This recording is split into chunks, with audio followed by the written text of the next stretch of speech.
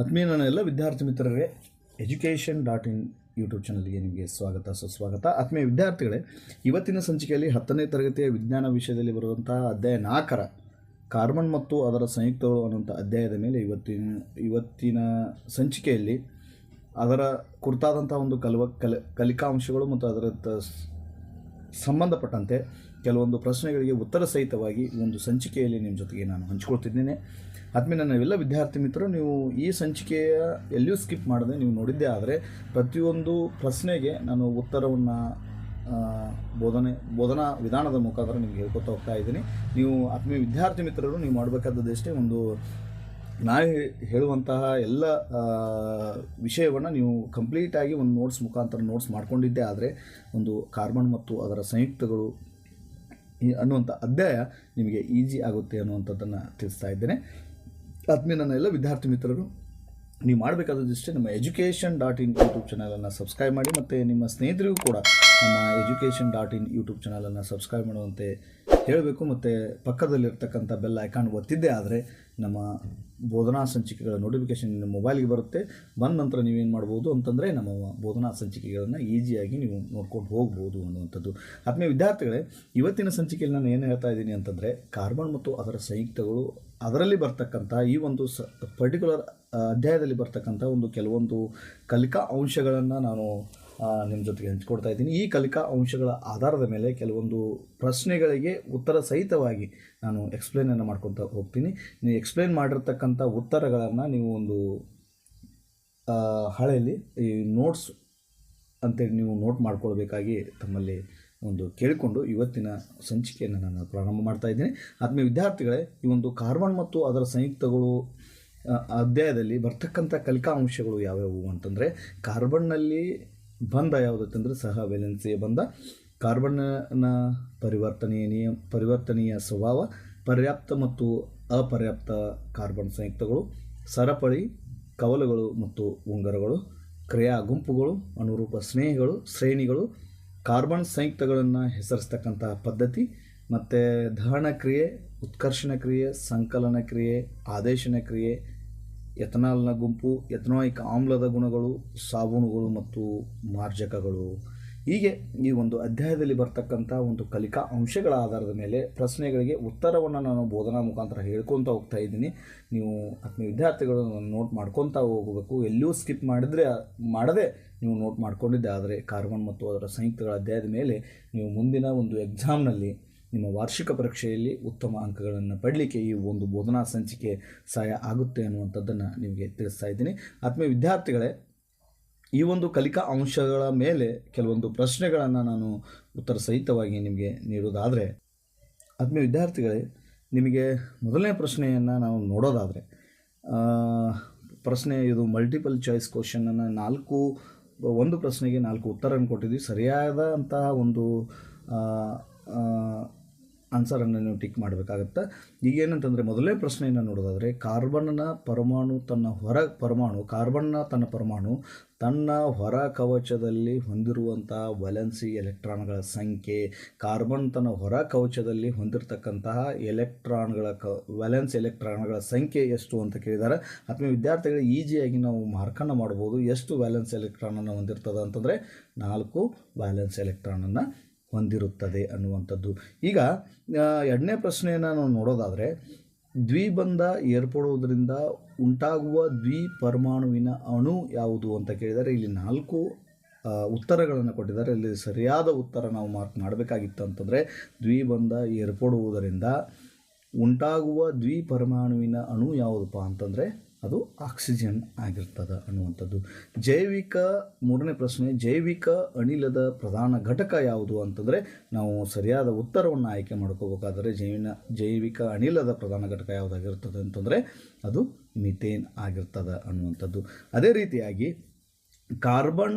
ಇತರೆ ಕಾರ್ಬನ್ ಪರಮಾಣುಗಳೊಂದಿಗೆ ಬಂಧಗಳನ್ನು ಏರ್ಪಡಿಸಿಕೊಂಡು ಬೃಹತ್ ಅಣುಗಳನ್ನು ಉಂಟು ಮಾಡ್ತಕ್ಕಂಥ ಒಂದು ಕಾರ್ಬನ್ನಿನ ಅನನ್ಯ ಗುಣಗೆ ನಾವು ಈಗಾಗಲೇ ಕಳೆದ ಸಂಚಿಕೆಯಲ್ಲೂ ಕೂಡ ಈ ಕುರಿತಾದಂತಹ ಪ್ರಶ್ನೆಗಳಿಗೆ ಉತ್ತರ ನೀಡಿದ್ದೀವಿ. ಈ ಉತ್ತರಕ್ಕೂ ಸಹಿತ ನಾವು ಇತರೆ ಕಾರ್ಬನ್ ಪರಮಾಣುಗಳೊಂದಿಗೆ ಬಂಧಗಳನ್ನು ಏರ್ಪಡಿಸಿಕೊಂಡು ಬೃಹತ್ ಅಣುಗಳನ್ನು ಉಂಟು ಮಾಡ್ತಕ್ಕಂಥ ಕಾರ್ಬನ್ ಅನನ್ಯ ಗುಣಕ್ಕೆ ನಾವೇನಂತ ಕರಿತೀವಿ ಅಂತಂದರೆ ಕೆಟನೀಕರಣ ಅಂತೇಳಿ ಕರಿತೀವಿ ಅನ್ನುವಂಥದ್ದು. ಅದೇ ರೀತಿಯಾಗಿ 5ನೇ ಪ್ರಶ್ನೆಯನ್ನು ನಾವು ನೋಡೋದಾದರೆ ಕಾರ್ಬನ್ ಪರಮಾಣುಗಳ ನಡುವೆ ದ್ವಿಬಂಧ ಕಂಡುಬರ್ತಕ್ಕಂಥ ಅಪರ್ಯಾಪ್ತ ಸಂಯುಕ್ತ ಯಾವುದು ಅಂತಂದರೆ, ಈಗ ಪರ್ಯಾಪ್ತ ಸಂಯುಕ್ತ ಕಾರ್ಬನ್ ಸಂಯುಕ್ತಗಳು, ಅಪರ್ಯಾಪ್ತ ಕಾರ್ಬನ್ ಸಂಯುಕ್ತಗಳು ಅಂತ ಇರ್ತಾವೆ. ಸೊ ಕಾರ್ಬನ್ ನಡುವೆ ದ್ವಿಬಂಧ ಕಂಡು ಬರ್ತಕ್ಕಂತಹ ಅಪರ್ಯಾಪ್ತ ಸಂಯುಕ್ತ ಯಾವುದು ಅಂತಂದರೆ ಅದು ಈಥೀನ್ ಆಗಿರ್ತದೆ ಅನ್ನುವಂಥದ್ದು, ಈಥೀನ್. ಓಕೆ, ಸೊ ಇಲ್ಲಿ ಹ್ಯಾಲೋ ಅಲ್ಕಿನ್ಗಳಲ್ಲಿ ಕಂಡುಬರುವಂತಹ ಕ್ರಿಯಾ ಗುಂಪು ಯಾವುದು ಅಂತಂದರೆ ನಾವು ಈಗಾಗಲೇ ನೋಡಿದ್ವಿ. ಕ್ರಿಯಾ ಗುಂಪು ಯಾವುದಪ್ಪ ಅಂತಂದರೆ ಹ್ಯಾಲೋ ಅಲ್ಕನ್ಗಳಲ್ಲಿ ನಾವು ಕ್ರಿಯಾ ಗುಂಪು ಯಾವುದು ಇರ್ತೈತೆ ಅಂತಂದರೆ ಕ್ಲೋರಿನ್ ಮತ್ತು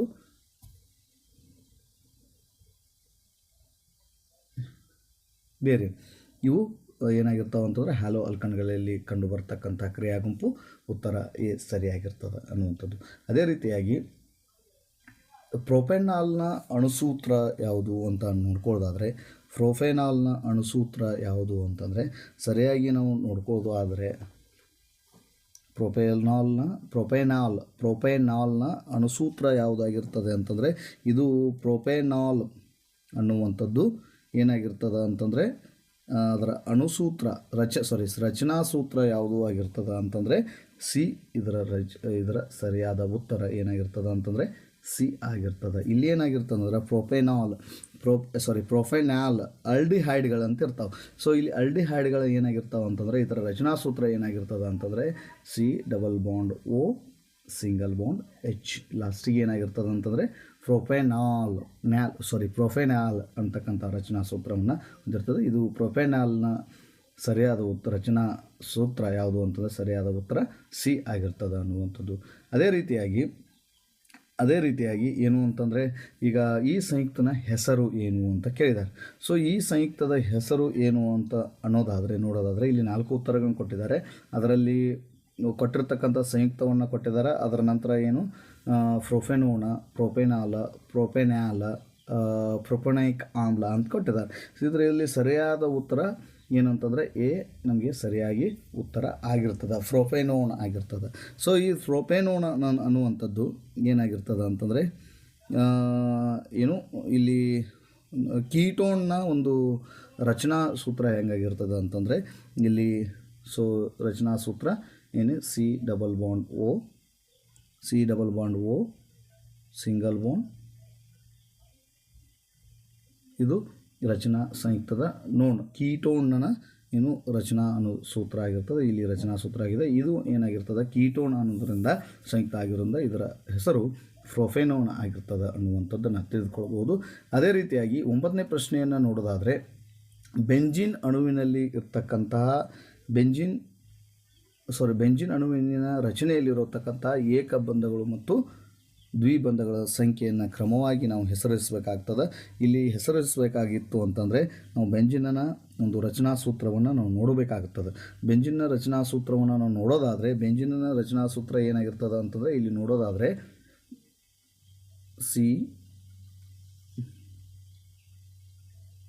ಸರಿಯಾಗಿ ಬೆಂಜಿನ ರಚನಾ ಸೂತ್ರವನ್ನು ಬರೆಯೋದಾದರೆ ಸರಿಯಾಗಿ ನಾವು ಏನು ಮಾಡಬೇಕಂದ್ರೆ C⋅C ಸಿಂಗಲ್ ಬಾಂಡ್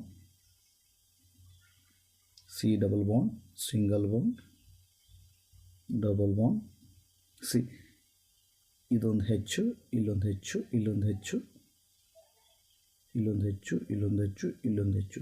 ಇಲ್ಲಿ ಏನು ಕೇಳಿದಾರೆ ಅಂತಂದರೆ ಈ ಪ್ರಶ್ನೆಯಲ್ಲಿ ಬೆಂಜಿನ್ ಅಣುವಿನ ರಚನೆಯಲ್ಲಿರ್ತಕ್ಕಂಥ ಏಕಬಂಧಗಳು ಮತ್ತು ದ್ವಿಬಂಧಗಳನ್ನು ಕ್ರಮವಾಗಿ ಎಷ್ಟು ಏಕಬಂಧಗಳನ್ನು ಹೊಂದಿರ್ತದೆ ಬೆಂಜಿನ್ ಅಣುವಿನ ರಚನೆಯಲ್ಲಿ ಮತ್ತು ಏಕಬಂಧಗಳು ಮತ್ತು ದ್ವಿಬಂಧಗಳ ಸಂಖ್ಯೆ ಕ್ರಮಾನುಗತವಾಗಿ ನಾವು ಹೇಳಬೇಕಾಗಿತ್ತು ಅಂತಂದರೆ ಏನಾಗಿರ್ತಂತಂದರೆ ಮೊದಲಿಗೆ ನಾವು ದ್ವಿಬಂಧಗಳನ್ನು ನೋಡ್ಕೊತ ಮೊದಲೇ ಏಕಬಂಧಗಳನ್ನು ನೋಡ್ಕೊತ ಹೋದ್ವಿ ಅಂತಂದರೆ ಇದು 1 2 3 4 5 6 7 8 9 ಏಕಬಂಧಗಳು ಏನಾಗಿರ್ತಾವೆ ಅಂತಂದರೆ 9 ಆಗಿರ್ತಾವೆ. ಇನ್ನು ದ್ವಿಬಂಧಗಳು ಏನಾಗಿರ್ತಾವೆ ಅಂತಂದರೆ ಇದು 1 2 3 ಏನಾಗಿರ್ತಾವೆ ಅಂತಂದರೆ ಏಕಬಂಧಗಳು 9 ಬೆಂಜಿನ್ ಅಣುವಿನ ರಚನೆ ಇರ್ತಕ್ಕಂಥ ಏಕಬಂಧಗಳು 9 ಮತ್ತು ದ್ವಿಬಂಧಗಳು ಏನಾಗಿರ್ತಾವೆ 3 ಆಗಿರ್ತಾವೆ ಅನ್ನೋದು. ಆದ್ಮೇಲೆ ವಿದ್ಯಾರ್ಥಿಗಳೇ ಸರಿಯಾಗಿ ಪ್ರಶ್ನೆಯನ್ನು ಅರ್ಥ ಮಾಡಿಕೊಂಡು ಅದರ ರಚನಾ ಸೂತ್ರವನ್ನು ನಾವು ಬರೆದಿದ್ದೇ ಆದರೆ ಈಸಿಯಾಗಿ ಏಕಬಂಧಗಳು ಮತ್ತು ದ್ವಿಬಂಧಗಳನ್ನು ನಾವು ಈಸಿಯಾಗಿ ನಾವು ತಿಳ್ಕೊಳ್ಬೋದು ಅನ್ನುವಂಥದ್ದು. ಈಗ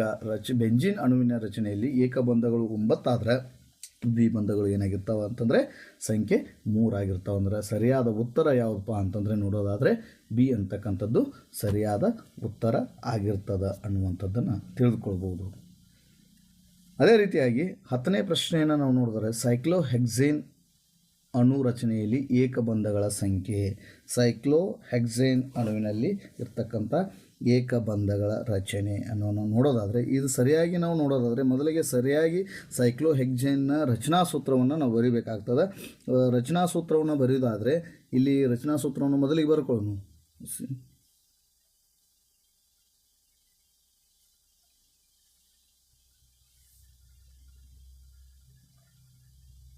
ಇದೇ ಸೂತ್ರವನ್ನು ಬರ್ಕೋದಾದ್ರೆ ಸಿಂಗಲ್ ಬಾಂಡ್ ಹೆಕ್ಸೇನ್ ಏಕಬಂಧ ಅಂದರೆ ಪರ್ಯಾಪ್ತ ಹೈಡ್ರೋಕಾರ್ಬನ್ ಆಗಿರ್ತಕ್ಕಂಥ ಸೈಕ್ಲೋಹೆಕ್ಸೇನ್ ಇದು ಪರ್ಯಾಪ್ತ ಹೈಡ್ರೋಕಾರ್ಬನ್ ಆಗಿರ್ತದೆ. ಇಲ್ಲಿ ಏನಾಗಿರ್ತದೆ ಅಂತಂದ್ರೆ 4 ಕಾರ್ಬನ್ 4 ವ್ಯಾಲೆನ್ಸ್ಗಳನ್ನು ಹೊಂದಿರ್ತದೆ.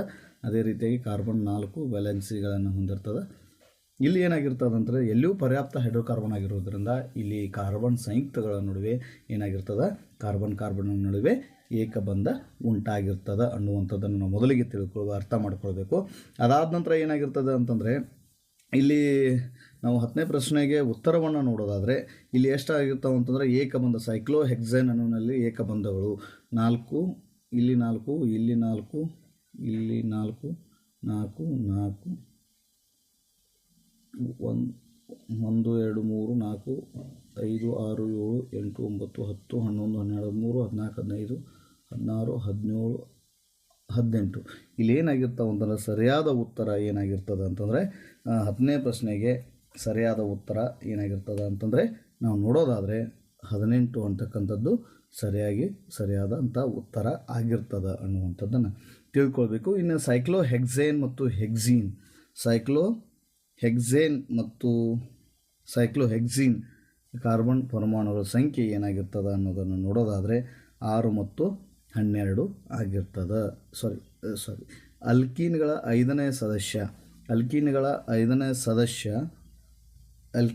5ನೇ ಸದಸ್ಯನ ಅಣುವಿನಲ್ಲಿರುವ ಕಾರ್ಬನ್ ಮತ್ತು ಹೈಡ್ರೋಜನ್ಗಳ ಸಂಖ್ಯೆ ಏನಾಗಿರ್ತದೆ ಅಂತಂದನ್ನು ನೋಡೋದಾದರೆ 6 ಮತ್ತು 12 ಸರಿಯಾದ ಉತ್ತರ ಆಗಿರ್ತದೆ. ಸೈಕ್ಲೋಹೆಕ್ಸೇನ್ ಮತ್ತು ಹೆಕ್ಸೀನ್ಗಳ ಅಣುಸೂತ್ರ ಏನಾಗಿರ್ತದೆ ಅಂತಂದರೆ C6H12 ಆಗಿರ್ತದೆ ಅನ್ನುವಂಥದ್ದನ್ನು ತಿಳಿದುಕೊಳ್ಬೇಕು. ಅದೇ ರೀತಿಯಾಗಿ ಅನುರೂಪ ಸ್ನೇಹಿಗಳ 2 ಕ್ರಮಾನುಗತ ಸಂಯುಕ್ತ ಅಣುಸೂತ್ರಗಳಲ್ಲಿ ಕಂಡುಬರ್ತಕ್ಕಂಥ ವ್ಯತ್ಯಾಸ ಏನಾಗಿರ್ತದೆ ಅಂತಂದರೆ CH2 ಆಗಿರ್ತದೆ ಅನ್ನುವಂಥದ್ದು. ಅದೇ ರೀತಿಯಾಗಿ ಮುಂದಿನ ಪ್ರಶ್ನೆಯನ್ನು ನೋಡೋದಾದರೆ ಇವುಗಳಲ್ಲಿ ಅನುರೂಪ ಸ್ನೇಹಿಗಳಲ್ಲಿ ಸಂಯುಕ್ತಗಳ ಗುಂಪು ಯಾವುದು ಅನ್ನೋದನ್ನು ನೋಡೋದಾದರೆ ಇಲ್ಲಿ ಸರಿಯಾದ ಉತ್ತರ ಡಿ ಆಗಿರ್ತದೆ. ಅನುರೂಪ ಇಲ್ಲಿ 13ನೇ ಪ್ರಶ್ನೆಯನ್ನು ಅನುರೂಪ ಶ್ರೇಣಿಗಳ 2 ಕ್ರಮಾಗತ ಸಂಯುಕ್ತ ಅಣುಸೂತ್ರ ಕಂಡುಬರ್ತಕ್ಕಂಥ ವ್ಯತ್ಯಾಸ ಏನಾಗಿರ್ತದೆ C2H2. ನೆಕ್ಸ್ಟ್ C3H2 ಇಲ್ಲಿ ಡಿಫ್ರೆನ್ಸ್ ಏನದ CH2 ಡಿಫ್ರೆನ್ಸ್ ಅದ. ನೆಕ್ಸ್ಟ್ C4H6 ಅದ. H6 ಇಲ್ಲಿ ಏನಾಗಿದೆ ಡಿಫ್ರೆನ್ಸ್ CH2 ಡಿಫ್ರೆನ್ಸ್ ಆಗಿದೆ. ಅದರ ಸರಿಯಾದ ಉತ್ತರ 14ನೇ ಪ್ರಶ್ನೆಗೆ ಏನಂತಂದರೆ CH2 CH3 CH4 C4H6 ಇದು ಸರಿಯಾದ ಉತ್ತರ ಆಗಿರ್ತದೆ. ಅದೇ ರೀತಿಯಾಗಿ ಪರ್ಯಾಪ್ತ ಹೈಡ್ರೋಕಾರ್ಬನ್ಗಳ ಸರಿಯಾದ ಗುಂಪು ಯಾವುದು ಅನ್ನೋದನ್ನು ನೋಡೋದಾದರೆ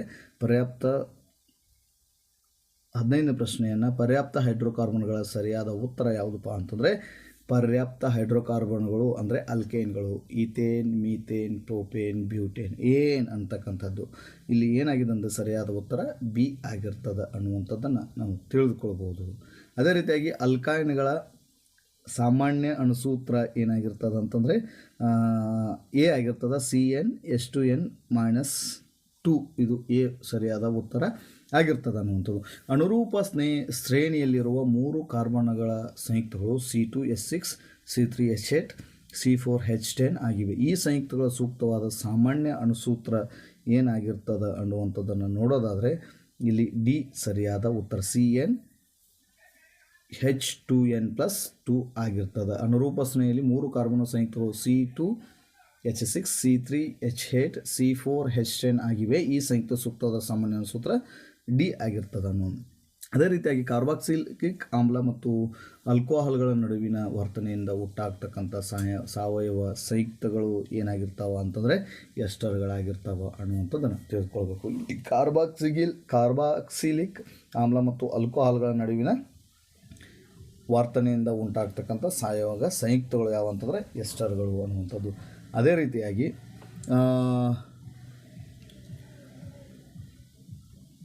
ಒಂದು ಈ ಸಂಚಿಕೆಯಲ್ಲಿ ನಾವು ಏನು ನೋಡ್ಕೊಂಡಿದ್ವಿ, ಕಾರ್ಬನ್ ಮತ್ತು ಅದರ ಸಂಯುಕ್ತಗಳ ಮೇಲೆ ಒಂದು ಮಲ್ಟಿಪಲ್ ಚಾಯ್ಸ್ ಕ್ವಶನ್ಗಳನ್ನು ನಾವು ನೋಡ್ಕೊಂಡಿದ್ವಿ, ಮಾದರಿ ಪ್ರಶ್ನೆಗಳನ್ನು ನೋಡ್ಕೊಂಡಿದ್ವಿ. ಕಲಿಕಾ ಅಂಶಗಳ ಆಧಾರದ ಮೇಲೆ ಒಂದು ಅತಿ ಇಂಪಾರ್ಟೆಂಟ್ ಆದಂತಹ ಒಂದು ಏನು ಟೆಕ್ನಿಕಲಿ ನಾವು ಸಾಲ್ವ್ ಮಾಡ್ತಕ್ಕಂತಹ ಉತ್ತರವನ್ನು ಬರೆಯುವಂತಹ ಪ್ರಶ್ನೆಗಳಿಗೆ ಉತ್ತರವನ್ನು ನಾವು ನೋಡ್ಕೊಂಡಿದ್ದೀವಿ. ಕಲಿಕಾ ಅಂಶಗಳ ಆಧಾರದ ಮೇಲೆ ಮುಂದಿನ ಸಂಚಿಕೆಯಲ್ಲಿ 1 ಅಂಕ ಮತ್ತು ಮುಂದಿನದಾಗಿ 2 ಅಂಕ 3 ಅಂಕ ಈ ರೀತಿಯಾಗಿ ನಾವು ಮುಂದಿನ ಸಂಚಿಕೆಯಲ್ಲಿ ಇದೇ ಒಂದು ಅಧ್ಯಾಯಕ್ಕೆ ಸಂಬಂಧಪಟ್ಟಂತೆ ಮತ್ತೊಂದು ಸಂಚಿಕೆಯಲ್ಲಿ ನಿಮಗೆ ಮುಂದಿನ ಪ್ರಶ್ನೆಗಳನ್ನು ನಿಮ್ಮ ಜೊತೆಗೆ ಹಂಚ್ಕೊಳ್ತೇನೆ. ಆತ್ಮೀಯ ವಿದ್ಯಾರ್ಥಿಗಳೇ, ನೀವು ಮಾಡಬೇಕಾದದ್ದು ಇಷ್ಟೇ, ನಮ್ಮ education.in ಯೂಟ್ಯೂಬ್ ಚಾನಲನ್ನು ಸಬ್ಸ್ಕ್ರೈಬ್ ಮಾಡಿ ಮತ್ತು ನಿಮ್ಮ ಸ್ನೇಹಿತರಿಗೂ ಕೂಡ ಸಬ್ಸ್ಕ್ರೈಬ್ ಮಾಡಿ ಅಂತ ಹೇಳ್ತಾ ಇವತ್ತಿನ ಸಂಚಿಕೆಯನ್ನು ಮುಗಿಸ್ತಾ ಇದ್ದೀನಿ. ಎಲ್ಲರಿಗೂ ನಮಸ್ಕಾರ.